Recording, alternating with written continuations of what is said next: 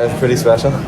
Yeah, I've been coming to games here for a long time, and my family has season tickets and stuff. So it was really special to be at a place that I've been watching games at my whole life. I'm lucky enough for them to have given me an opportunity, and yeah, now to get a chance with the first team too is meant a lot to me.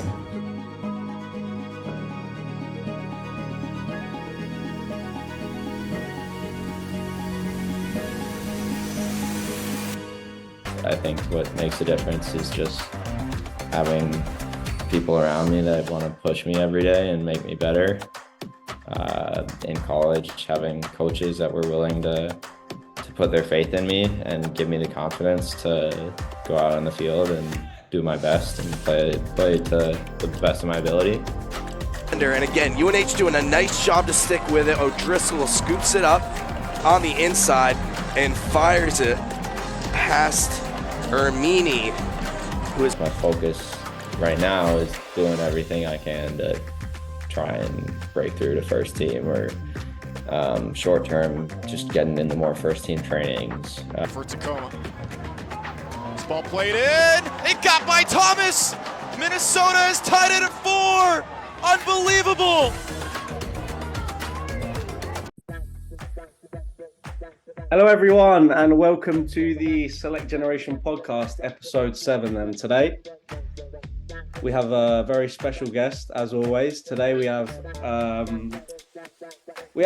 his real name is Rory, but some call him the Irish Javi, some call him the American Jack Grealish. He's got a few different nicknames. So for a little bit of context, today we're also joined by the head of international programs for Select Generation, Victor Cascon.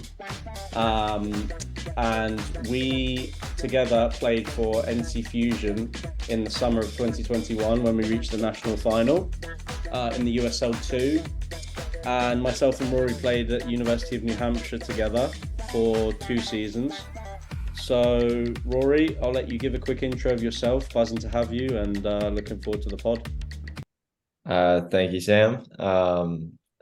You said a lot, but yeah, as you said, we played together at UNH, and the 3 of us played together at NC Fusion that summer. But a bit more about me: I'm from Minneapolis, Minnesota. Grew up there, and then when I was in high school, I was lucky enough to get recruited to UNH and went to UNH for 4.5 years and played there. And then recently signed with Minnesota United second team, and just 2 days ago made my debut for the first team, which is super, super exciting. But thanks for having me on. Yeah, no, of course. So to kick things off, talk to us a little bit about your background in terms of growing up. So your mum's Irish, or your parents are Irish, and then you grew up in Minnesota, in Minneapolis, I believe. So growing up, what did you always play soccer? Did you always play football? Like, was there any other sports? Was it always rec or club, or was it ECNL, DA? Like, talk to us a little bit about, pre-high school, high school soccer, like how it went for you. Yeah. As you say, my parents are both from Ireland, so they've kind of got a bit of soccer in their blood, I guess. My dad grew up playing it. My mom grew up playing it. So just in the way that I have an older brother, Aiden, in the way that we were raised, like we were kind of just always around the ball and always playing with each other, or playing with our friends. And then I think when I was I played rec for a while when I was young. And then when I was 7, I got into my first club team in Minneapolis United, and played for them until I was 14. And then I wanted to make a move to, as you say, the Development Academy. Which is no longer a thing, but similar to what MLS Next is now at the time. And moved to DA, played for a team called Minnesota Thunder Academy, and really enjoyed my experience there and felt like I was able to develop quite significantly while I was there, and then ultimately ended up at UNH. So when club soccer works, right? So in terms of getting recruited to colleges, a lot of it is going to showcases, going to tournaments, coaches coming to you, contacting you. Was UNH your only choice? Like, how did it work? Did they see you at a tournament? Did you email hubs and with your highlight video, and then it went from there? Like, how did you get recruited to UNH? Did you have offers from other colleges? Like, talk to us about the onboarding process. Yeah. So I think early on I was a bit ignorant to the whole process and kind of about the fact that you need to go in and be humble, because you have to reach out to schools, and I didn't do that right away, and I think that kind of set me back immediately, just thinking that everything was going to come to me, and then all of a sudden some of my friends were committing junior year, and I was getting all anxious that things weren't working out for me. But from that point on, just being willing to reach out and trusting the process and understanding that it's different for everybody. So I didn't end up committing until halfway through my senior year, which nowadays I think kind of seems a little late, but I think is actually fairly normal when you really think about it. But yeah, I started talking to schools maybe like halfway through my junior year. Spoke to a handful of schools around the Midwest at first, Wisconsin, DePaul, which is in Chicago, and then a few others like Cornell, University of Portland. I was never going to Cornell, but University of Portland. He couldn't even tie his shoelaces to his sweater. Sure. So how did hubs get you from all of this? Like, because at that time, I think, was it before your freshman year they got to the Sweet 16 with Indiana, or like how did the coach from UNH persuade you to get to New Hampshire? Like, what was it? Money? Was it the way that he, was it a financial offer? Was it more like saying, okay, Rory, you're going to be a good part of the team. Like, we want you in this formation. Like, how did the coach convince you to pick UNH instead of the other schools? That's a good question. It definitely wasn't small talk. Hubs, if you're listening, all good, man. See you soon. See you for alumni weekend. No, I'd say it was a mix of things. The coaching staff definitely played a part. Not Hubs' small talk, but the way Rich spoke to me, the way Simeon Stewart, who was the assistant at the time, the way he kind of brought me in when I was visiting, and the way Hubs treated me too. Like they were all just like really welcoming at first, and then going to campus. The summer going into my senior year, I loved the campus. It was beautiful. I mean, like you and I both know, New Hampshire in the summer is gorgeous, and not during winter. No, not in the winter. Not at all. But yeah, so I remember visiting and like loving the campus and the environment around it. But then I'd say what differentiated UNH the most was the coaching staff. Just great people, like they care about you a lot. And even though I didn't really recognize that at the time, but looking back now, like you can really see that they cared about you as people as well as players. Yeah, because Vic, going from like as an international, I don't know about you, Vic, but I always felt like they didn't really show you a lot of love, right? Because they, like, the coaches, it's all Zoom, it's all FaceTime, it's all texting. Whereas for an American, they can come to the showcase, they can see you, they can talk to you. So, but Vic, like for you, in terms of the onboarding and talking to coaches, like, did you have a few offers? Like, why did you pick LR? Was it simply because it was the only offer you had, the best money? Like, why did you choose LR? For me, it was a little bit different because the coaches picked me. As Rory said, I wasn't even looking for going to college or anything like that. I was just there in Spain playing and studying economics in my hometown. And at the same time, I was happy, you know, I was playing there at a decent level for my age. And then all of a sudden I received a message on Facebook from one of the assistant coaches. And since that moment, we started the process. For me, it took me some time to think about the decision and make this huge movement for my life, but I think overall it was worth it. And then I know I didn't have any other offers, of course. However, since the first moment I stepped there, I really felt like they really care of me. They were always behind me, asking me questions, hey, how's your day going? How's your family? And that is something that you don't usually find in for example, in Spain. They don't ask you for the family or how are your classes going, your friends, what do you do on a Saturday night, blah blah blah.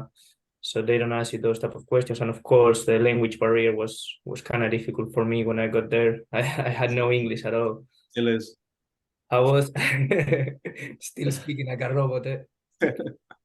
How were the first few days for you, Rory, in UNH? Because I guess, you know, the last few years you were a starting player, you were having stats, you know, you were playing really good.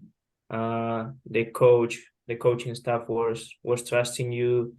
You were also being scouted from other good clubs in the US. How were the first few days? I guess you kind of struggled, or how do you face those days? Yeah, I struggled a lot my first year. Redshirt, didn't you? I redshirted, not necessarily by choice. I went in early, and we had like the residential camp, and I thought that was kind of a fun way to get to know some of the guys. And then I got paired up with my roommate, which was Johnny Wolf, and I was fucking terrified of him. So I was pretty intimidated at first, and then just slowly but surely you just start to integrate with the group. And then from a soccer perspective, as you say, Sam, I ended up redshirting, but we started preseason, and I felt like I was doing okay. And then like the fourth day of preseason, we played BU, and I chipped a bone in my knee. So I had to get a procedure on that to get that removed. It's a small arthroscopic surgery, but put me out for like 6 to 8 weeks. So by that point, I was already halfway through the season, and during that time, I was struggling because you come into a new team, and soccer is a huge way of bonding with people, playing soccer with people. So felt like kind of out of the loop within the group, and like you need to earn people's respect, and I felt like I just wasn't able to do that. So I definitely struggled with that right away. And then I was disappointed when I came back not to get the chance to play. But yeah, I just stuck with it, and that spring did my best to do well on the soccer field. And also my fall, I was tragic academically, like tragic. Really? Like Yeah, below 2.0 or what? just above it. 2-1. Yeah. Like it's freshman classes. What were you doing? Bro, I was being a dumbass. I was sleeping till like fucking 12:30, and we had practice at 1. So what would you give to, right? So some advice, right? So you just said that your freshman year you were struggling academically and whatnot, but you know you got through it. So advice for freshmen that are not playing, so they don't care about the field. In the classroom, they're being lazy because they're like, oh, I'm not playing, I'm in a bad mood, blah, blah, blah. If you were speaking to yourself at that moment, your freshman year, what advice would you give to him? just get your shit together. Like you just got to get a routine. You got to be able to stick to it. And the more you commit to it, the more you'll be able to build off of it and start to enjoy it, I think. I think part of the main reason why I did that was because my senior year, I like figured out I was going to school for soccer and just kind of fecked off with school, and it made me have some really bad habits going into my freshman year of college. So hopefully most kids just don't do that their senior year, but if you're coming in and you don't have the right habits, just do your best to commit to yourself and write out the habits that you want to get better at, or think about them and talk about them with your roommate or your parents or your friends, just so that you can have people to hold you accountable as well. Yeah, it's funny you say that, because I think for me, like, I don't know what it is, but obviously UNH it's a big party school, right? Like, you can't deny that. And I think going, like, even for me, I was 21 going there. I'd been to a school for 3 years that was 1,000 people. And you're always thinking, oh, like, imagine what it's like to put, like, like, me and Vic went to school in the same area. So we would be like, oh, imagine what it's like to go party at like UNC or like Clemson or USC for a tailgate. And then you go to a big school like UNH, and it's like, wow, like, it's a distraction for sure. Like, I think I think our team was pretty sensible. I think it helped us in terms of bonding. Obviously, you're at college, you're there to have fun, so some better decisions could have been made. But what would you say for freshmen going to a big school where there's a lot of distractions? How, speaking from experience, where you might have been distracted or might not have been sensible, not sensible, but might have made some decisions that you totally. yeah. So what would you give to advice to a freshman that's going to a big school for soccer, but there's a lot of distractions? What would you tell them? Yeah, well, I mean, you're going to college, which is such a social environment, and like you're gonna have fun. Like there's a time for it, and a time for soccer, and a time for school. And it's really difficult to balance at first. Even as you go on, it's still difficult to balance, but just do your best to prioritize the school and the soccer. The social stuff, there's always time for it. And there'll always be more time as you go through college. But yeah, if you're falling behind on the classroom, then it's affecting you on the field, and the coaches are looking at how you're doing in the classroom to build trust with you so that you can get on the field. So they're all kind of intertwined in a way. And as you do better in the classroom or better on the field, then you're more confident socially. So it's almost a trap to keep on getting you to go back to the social stuff. And you totally should, but you need to be able to stay grounded and balance that stuff too. I totally agree. And then this question applies to, I think, youth academy, college, and also professional world. I guess your mentality, your mindset was a little bit different the last few years before going to the professional world. How do you change the mentality, or what did it take you to change the mentality? Were you doing any extra work, or more confidence from your teammates and your coaches, or how did it happen? How did it work? Yeah.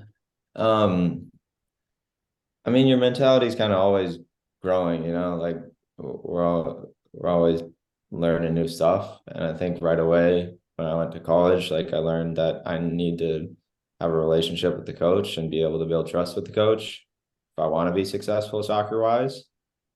And I also realized that I needed to take care of my school stuff for me to feel like I'm a pretty anxious person, and that kind of can mess me up on the field if I'm struggling off the field. So making sure that I'm taking care of my schoolwork so that it's not affecting me on the field, grew to be really important to me. And then just in the past 2 years or so, I've just tried to dedicate a lot of time to injury prevention and prehab stuff, and develop in terms of developing my mentality, writing out my goals and journaling a little bit, trying to do yoga to get my mindset, to practice mindfulness, and just do what I can to maximize my body and my mind. Mate, Yeah. you should have just moved out the lodges way earlier. It'd be way easier. So Rory lived like in these apartments are like so nice, and it was there was a lot of distractions there. That's what we'll say. But yeah, Rory, before we sort of go into the pros and stuff, obviously, so we touched on in the intro, we all played together in the same team in the USL 2. So Vic, I know you have a bit of a crush on Rory, and you probably have some questions for him. But from me, Rory, in that summer, you didn't get to play a lot, right? So you would have been frustrated. I know sort of from your attitude in training, there were some training days where you had your head down, you were getting frustrated, getting annoyed, rightly so.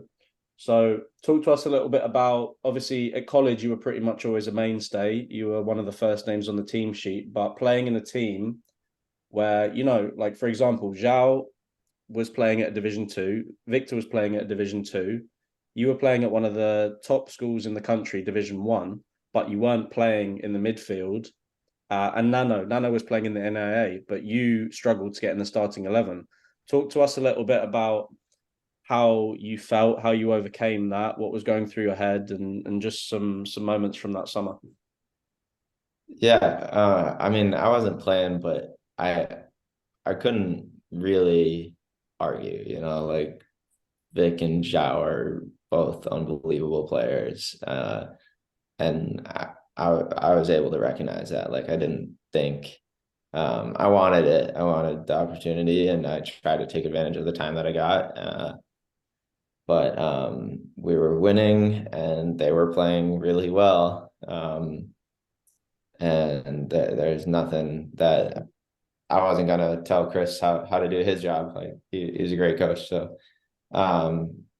but I just tried to kind of commit to the team that summer and like learn in different ways because it was pretty much like my first summer going like well away from home and being in like a completely new environment. So I just tried to like from soccer just learn a new system from a new coach. And from Vic and Zhao, I tried to see what they were doing and emulate it and try and get better as a player in that way as well.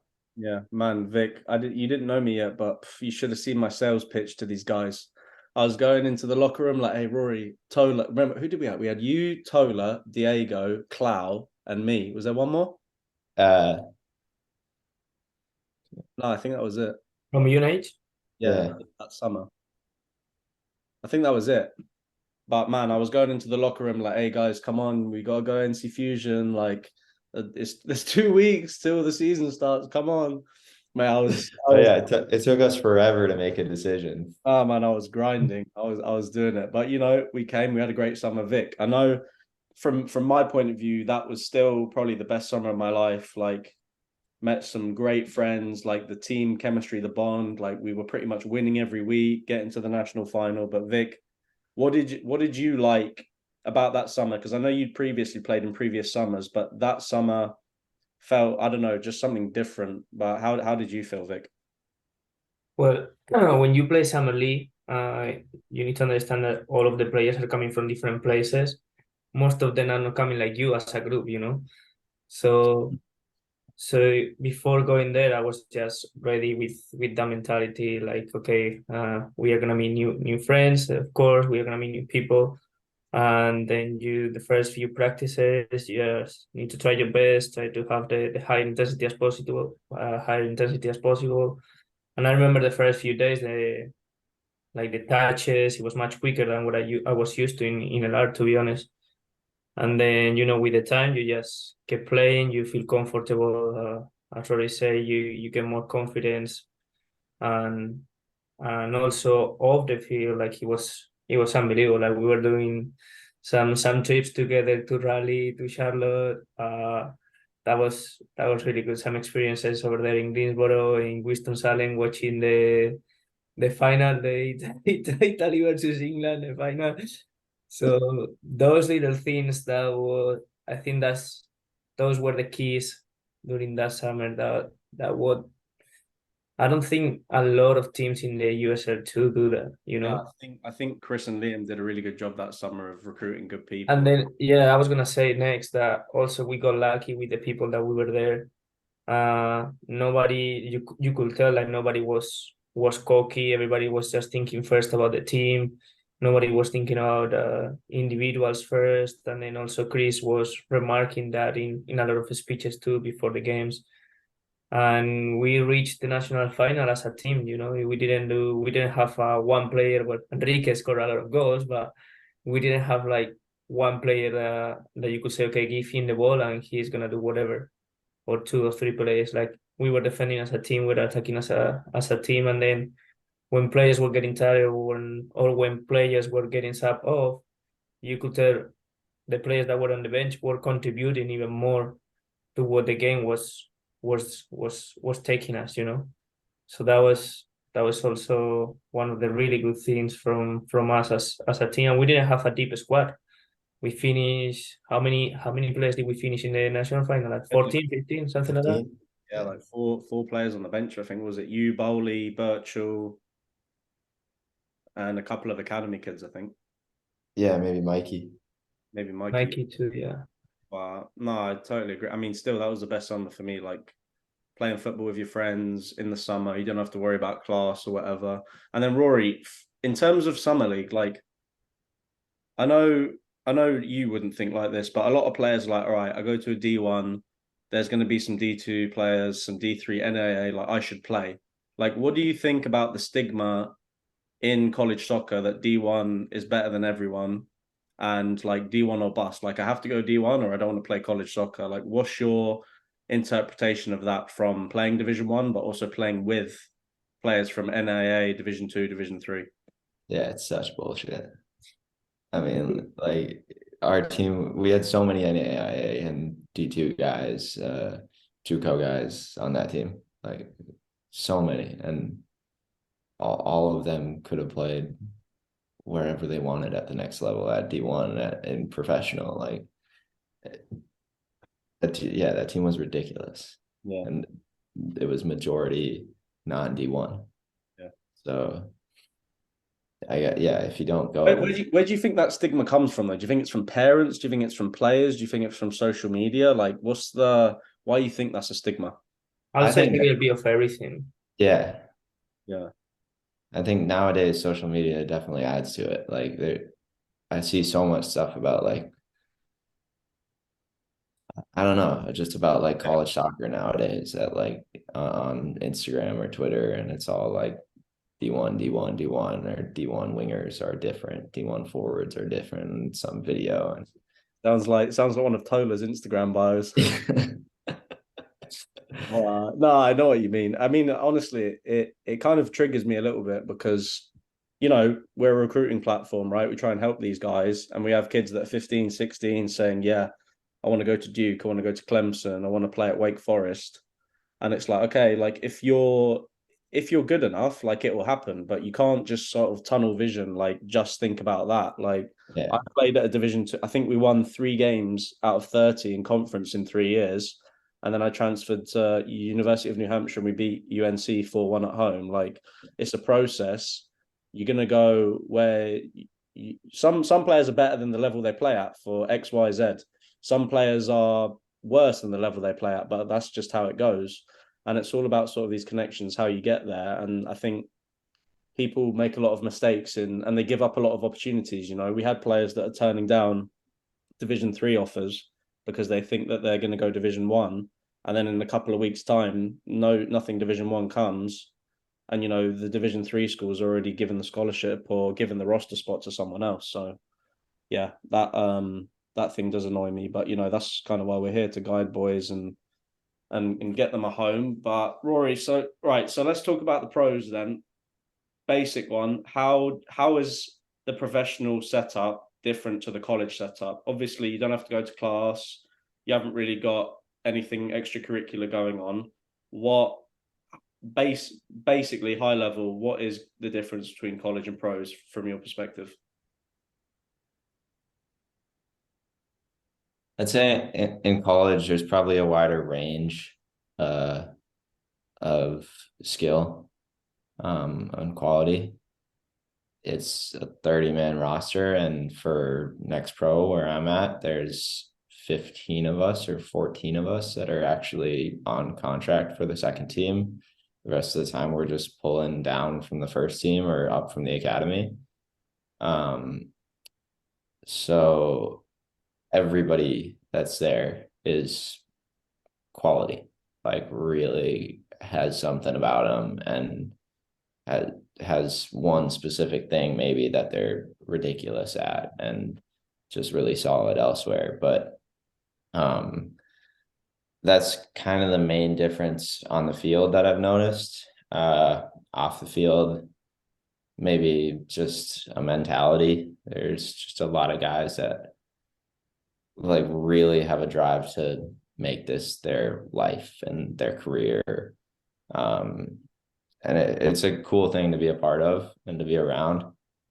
And it's something that I'm trying to learn from older guys because I'm still new. Like, it's my first year. I don't know all that much about, you know, what it takes to succeed in the pro environment. But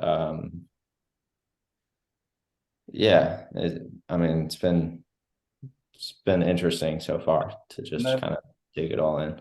So for me, when I was transferring from Division 2 to Division 1, I walked in the locker room, I got these cleats, I got all this kit, and I was like, wow, this is awesome, this is cool. Was there a point, and then not that I got used to it, I still appreciated it, but then it was kind of like, okay, this is my routine. Like on your first day, your first week, when you went there, were you like blown away? Did you feel like it was your home? How do you feel now compared to the first day? Like what was that process like? Yeah, I mean, I was impressed with, you know, facilities and access to cleats and stuff, or um, the fields are, you know, gorgeous grass fields here and it's unreal. But yeah, I'm just trying to like embrace it and enjoy that stuff, but also not let, you know, if things don't go, if we have to train on the turf one day, which we had to do for the last 2 weeks because there was the German team that we just played was in town, and just like dealing with it, you know, like not getting used to these amenities because the reality is that they could go away at any second. You know, I don't know the next time that I'm going to be under contract, and yeah, just trying to enjoy them, not let it get to my head. Is it difficult in the locker room? Like, do you think about your teammates like you're a team, or is there a vibe where it's like, okay, I'm fighting with this guy for a contract for a raise? Like, what's it like? I think I think we're a team. I actually think we've been really good about like building a good cohesive group, which is something that we always talked about at UNH too, and like creating that culture within the boys. But we've done a number of team dinners and team activities so far this year, out like completely outside of soccer, just to get to know everybody a bit better. And I do think that like pretty much everybody on the team is friends with each other, and it's interesting because some guys, you know, only speak Spanish or only speak French, but like we can all still like enjoy each other's company, and you know, Know how you feel. yeah. Know how you Why, feel. why do you think you are in the position you are in right now and others are not where you are?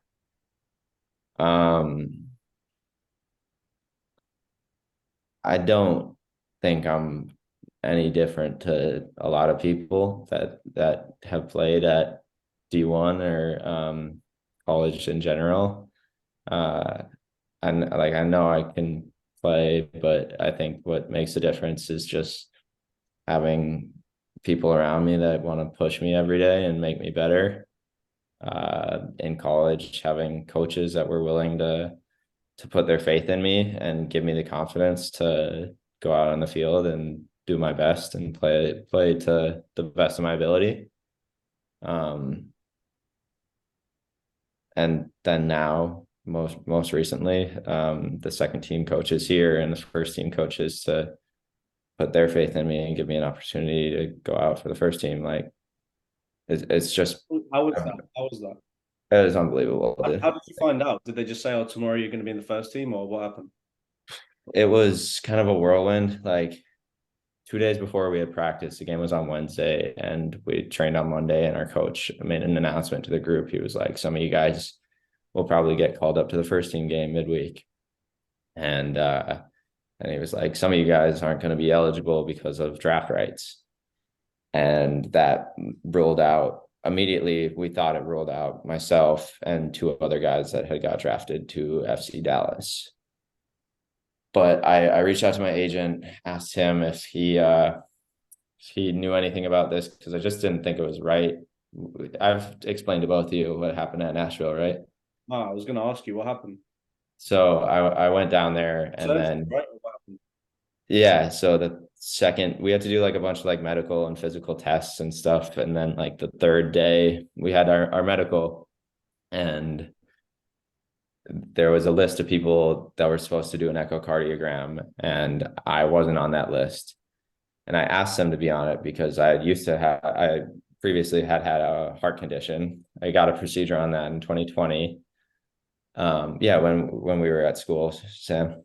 And I thought it was taken care of.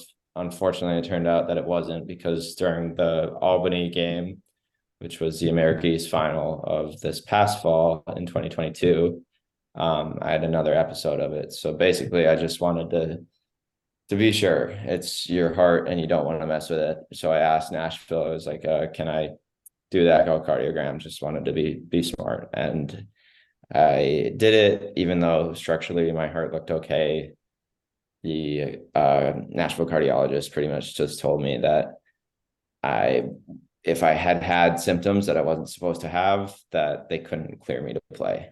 So then I went back to school, got another procedure on it, got it cleared, went back down like a week later. So I wasn't feeling too hot, and trained with their second team for 4 days. And then In Huntsville? yeah, and then they just said they weren't going to sign me. So came home, was home for. How was that? Like them telling you no? Like, were you I like, was brutal. were you like, okay, I have a plan B, or were you like, fuck, I'm lost? I was really lost. It was like one major high of mid-December getting drafted, and then progressively just dropped from going down to Nashville, and then hearing that they had to fail my physical, and then getting optimistic that I might get signed to their second team, and then immediately getting told that I wasn't going to be. So it was really tough, and I came home just because I wanted to be home, and I hadn't been home in a while, it felt like. And then 2 weeks later, was given an opportunity to go in and go on trial with Minnesota's second team, and thankfully it worked out. Your agent, or how did that work? Yeah, my agent sorted that out. I had like had a connection that I ended up reaching out to, and then he reached out to Minnesota as well, but then he got back to my connect and was like, yeah, we've been talking to his agent, he's coming in tomorrow. So it's kind of funny, but yeah, and then been playing there for the last few months. So how was the game then the other day? Yeah, it was on here. You only played like 20 minutes, right? Or what was it? Yeah, it came on in like the 73rd, 72nd. But it was unbelievable. Like I don't know. I'm still kind of like taking it in a way. But like I went on, I wasn't expecting, sorry, I have more to this story.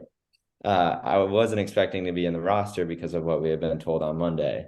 And then I reached out to my agent, and then he reached out to Nashville, and then Nashville and Minnesota did a lot of talk behind the scenes that went all the way through Wednesday, and they didn't sort it out until midday Wednesday. They finally sorted it out. So at around 2 p.m., I think that they got sorted with my rights and all that. And then I had to sign a short-term loan and get that submitted to MLS before the game. So it wasn't until like 3 p.m. day of that I found out I was going to be in the squad Phone call? officially. What was it? Sorry? Phone call? What? Is it a phone call? Did they Phone text you? call. Yeah, phone call our like technical director for the club. Would you say it was one of the best days of your life? Absolutely, bro. It was crazy. Until they were running rings around you on the pitch. How was the level? Dude, the level was good. The level was good, but I didn't feel like too out of place. No, I watched some of the highlights. You look good. There were highlights? Yeah, there's highlights on YouTube. Oh, Yeah, okay. I haven't seen them yet. there's highlights on YouTube, man. But No. yeah, how was the level? It was good, bro. Yeah, it's definitely faster than college, definitely faster than next pro even. But damn, it was just so fun, bro. Like just you get out there and you're just playing like Did it feel? Did you feel like fuck, I'm in this, or did you just feel like I'm going out to play football? just going out to play. I just tried to focus on soccer. Like there were times where there was kind of a stoppage in play and you know, you hear it and it's there. I think there was like it was sold out, but then there was a lightning delay. So I think maybe a couple thousand left around then. So maybe like 18,000 or so, 17,000, which is unreal. So Yeah. I was really pleased. But yeah, I just tried to focus on soccer, and then you know, in the middle of all of it, you're just playing. Yeah, I saw the celebration at the end of the game. You were so happy, man. Like that Yeah. time when we were into the national final, right? The weekend before when we were in the hotel Hey, celebrating. don't When I don't compare Statesboro, Georgia to Minneapolis. Come on. when I saw that smile, that reminded me that night, bro. No, that night might be up there for one of the best nights of my life too. Yeah. That was so much fun. Man, that's crazy, man. But what's the connection between MLS Pro and the first team? Like, are you guys mingling a lot? Like, is it like, okay, two guys are going to be with the first team today? Like, how often do you really interact with them? Yeah, I mean we interact with them on a daily basis. Like they train a half hour before us on a different field, so we're not right next to them at all. But our locker rooms are just down the hall, and we see them through the hallways, in the gym, in the treatment room. So there's definitely a good overlap there, and I think that's another cool a cool thing for us to have access to is to be able to look at those guys and see what they're doing before training or see what they're doing after training. See what the experienced guys are doing and how they're taking care of their body. I always have this debate with my friends. Like, would you rather play MLS Next Pro or would you rather play like USL? Like, has there ever been where a club's gone, oh, we like Rory, we'd like to take him on loan? Did you ever think about the USL? Like, anything like that? So I haven't heard anything about many loans out of Next Pro. We've had a few guys, actually our goalkeeper, we signed another goalkeeper this year, and Sam, you know him, it's Alex Meir. Who we played against. All I remember from him is him on his knees watching 4 goals go past. That's all I remember. I won't be sharing this podcast with him. But yeah, so he got loaned out to Colorado Switchbacks at the start of the year, and then he was recalled partway through just recently. And then we've had a few first team guys get loaned out to USL Championship guys that are to championship teams that they were just not quite breaking into the 11, and the coach has expectations for them and wants them to get some quality level experience. And I think championship is a little bit above Next Pro just for that experience factor, and Next Pro being more youthful. Yeah. So yeah. What's next for you? Like, obviously, Next Pro, like you said, is a bit more youth. Like, it could be a career, but not really long term. Like, what's next for you? Are you thinking, okay, have you got goals? Like, I have to break in the first team next year. If I don't break first team, I want to switch to another MLS. I want to drop to USL. I've got my MBA. I want to go into the workplace. Like, what's